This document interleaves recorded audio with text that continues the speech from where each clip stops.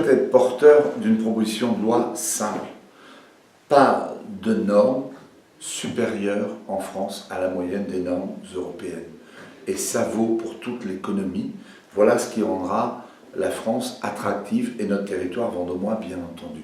Mais c'est un mandat national, même si on représente un territoire, pas de normes supérieures à la moyenne des normes européennes.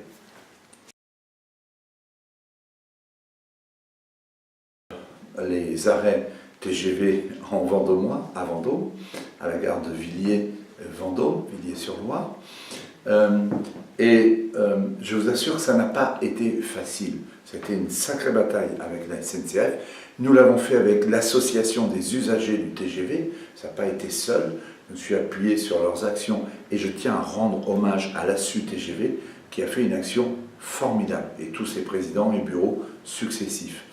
Deuxième élément, je suis très favorable à une deuxième sortie autoroutière de Blois, mais qui irriguerait aussi du coup le territoire vendômois et qui aurait des retombées économiques favorables pour le territoire vendômois.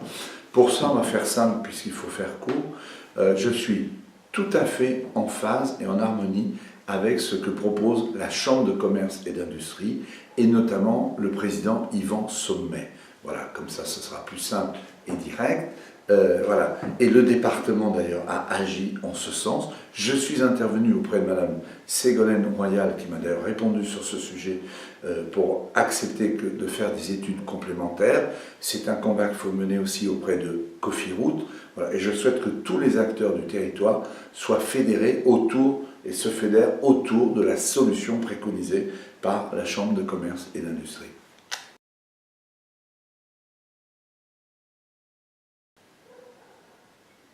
Alors, la formation, pour moi, c'est la formation et l'innovation, on peut grouper les deux, c'est absolument majeur. Vous savez, j'ai mis en place, avec Alain Courtois, lorsqu'il présidait la Chambre de commerce et d'industrie, le programme Trampolino. Trampolino, c'était faire en sorte que l'innovation arrive dans toutes les très petites entreprises et les petites et moyennes entreprises. Souvent, elles considèrent que l'innovation, la recherche et le développement, c'est pas pour elles, parce que ce ne sont pas les moyens, ce ne sont pas les budgets, etc. On a la chance sur notre territoire d'avoir l'école nationale d'ingénieurs, Val-de-Loire, et donc à partir de cet exemple, je crois que c'est comme ça qu'il faut qu'on développe et la formation et l'innovation, parce que je conjugue les deux sur le territoire vendômois, mais aussi du Loir-et-Cher. Et Trampolino a été vraiment une expérience formidable, et elle a même été reprise par la région Centre Val-de-Loire. Vous voyez qu'on peut être très innovant, très innovateur en Loir-et-Cher, et être repris ailleurs, au plan régional ou au plan national.